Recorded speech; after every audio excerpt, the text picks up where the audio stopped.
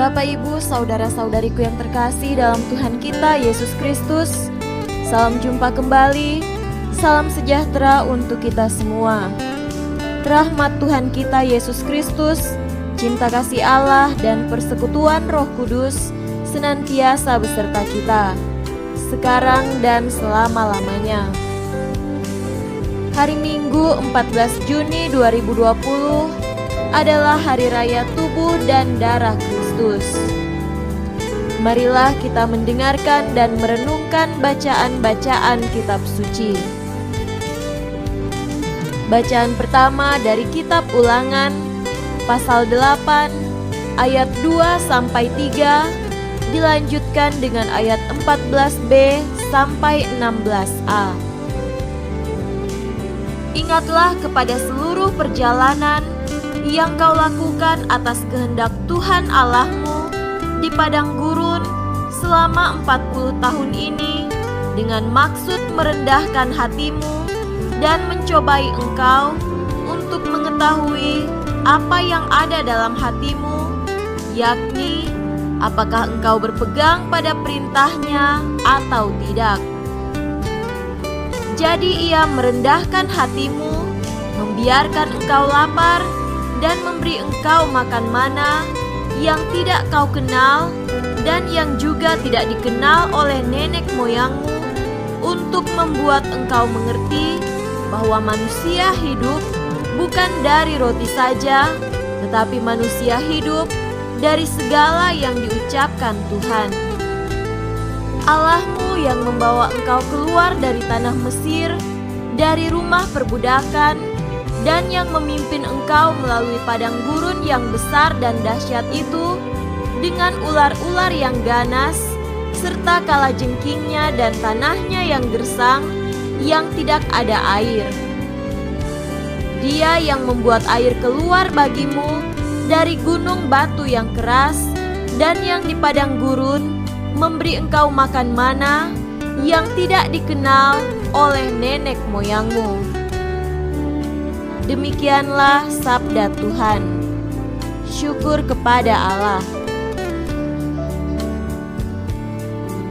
Bacaan kedua dari surat pertama Rasul Paulus kepada jemaat di Korintus, pasal 10 ayat 16-17. Bukankah cawan pengucapan syukur yang atasnya kita ucapkan syukur adalah persekutuan dengan darah Kristus? Bukankah roti yang kita pecah-pecahkan adalah persekutuan dengan tubuh Kristus? Karena roti adalah satu, maka kita, sekalipun banyak, adalah satu tubuh, karena kita semua mendapat bagian dalam roti yang satu itu. Demikianlah sabda Tuhan. Syukur kepada Allah. Tuhan beserta kita sekarang dan selama-lamanya. Inilah Injil Yesus Kristus menurut Yohanes. Dimuliakanlah Tuhan. Injil Yohanes pasal 6 ayat 51-58. Akulah roti hidup yang telah turun dari sorga. Jikalau seorang makan dari roti ini, ia akan hidup selama-lamanya, dan roti yang kuberikan itu ialah dagingku yang akan kuberikan untuk hidup dunia. Orang-orang Yahudi bertengkar antara sesama mereka dan berkata, bagaimana ia ini dapat memberikan dagingnya kepada kita untuk dimakan? Maka kata Yesus kepada mereka, Aku berkata kepadamu, sesungguhnya jikalau kamu tidak makan daging anak manusia dan minum darahnya, kamu tidak mempunyai hidup di dalam dirimu. Barang siapa makan dagingku dan minum darahku, ia mempunyai hidup yang kekal, dan aku akan membangkitkan dia pada akhir zaman. Sebab dagingku adalah benar-benar makanan, dan darahku adalah benar-benar minuman. Barang siapa makan dagingku dan minum darahku, ia tinggal di dalam aku, dan aku di dalam dia. Sama seperti Bapa yang hidup mengutus aku, dan aku hidup oleh Bapa, demikian juga barang siapa yang memakan aku akan hidup oleh aku. Inilah roti yang telah turun dari sorga, bukan roti seperti yang dimakan nenek moyangmu, dan mereka telah mati. Barang siapa makan roti ini, ia akan hidup selama-lamanya. Demikianlah Injil Tuhan. Terpujilah Kristus. Saudara-saudariku yang terkasih dalam Tuhan kita Yesus Kristus, tema renungan hari ini adalah kesatuan dengan Kristus dan gerejanya. Pada hari ini kita merayakan Hari Raya Tubuh dan Darah Kristus. Pertama-tama, pada hari raya ini selalu mengingatkan kita akan pemberian diri Yesus yang tanpa batas untuk keselamatan umat manusia.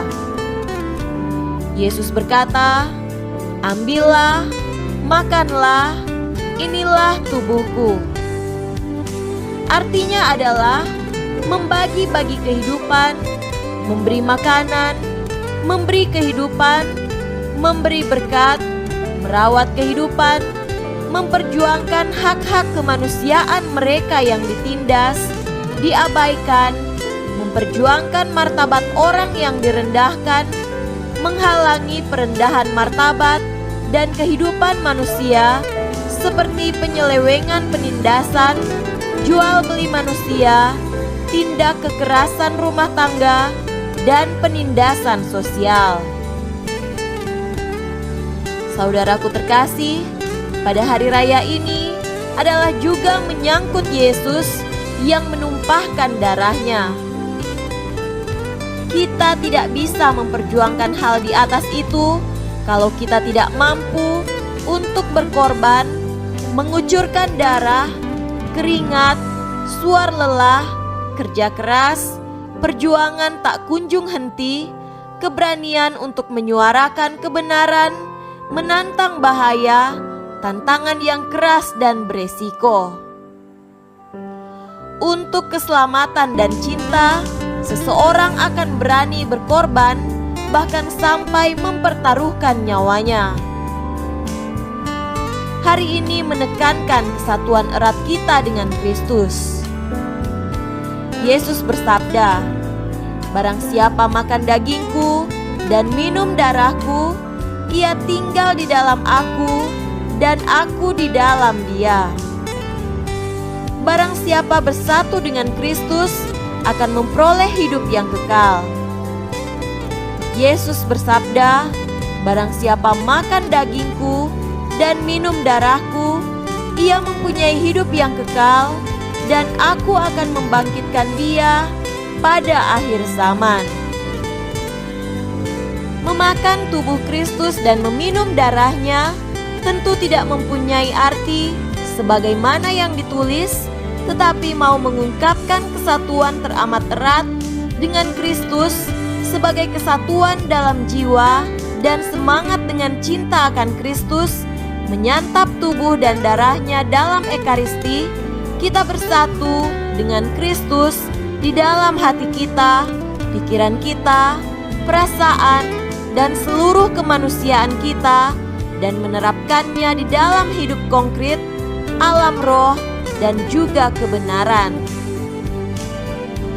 Saudara-saudariku yang terkasih dalam Tuhan kita Yesus Kristus, selanjutnya hari raya ini juga menekankan kesatuan kita dengan tubuh Kristus, yakni gereja. Surat Paulus kepada jemaat di Korintus dengan tegas mengungkapkan hal itu. Bukankah cawan pengucapan syukur yang atasnya kita ucapkan syukur adalah persekutuan dengan darah Kristus? Bukankah roti yang kita pecah-pecahkan adalah persekutuan dengan tubuh Kristus? Karena roti adalah satu, maka kita, sekalipun banyak, adalah satu tubuh, karena kita semua mendapat bagian dalam roti yang satu itu. Keterikatan dan kesatuan dengan gereja adalah unsur penting untuk menjamin kesatuan dan keterikatan dengan Kristus. Sebaliknya, kesatuan dan keterikatan dengan Kristus semestinya tetap menjamin keterikatan dan kesatuan dengan gereja. Semoga demikian. Amin.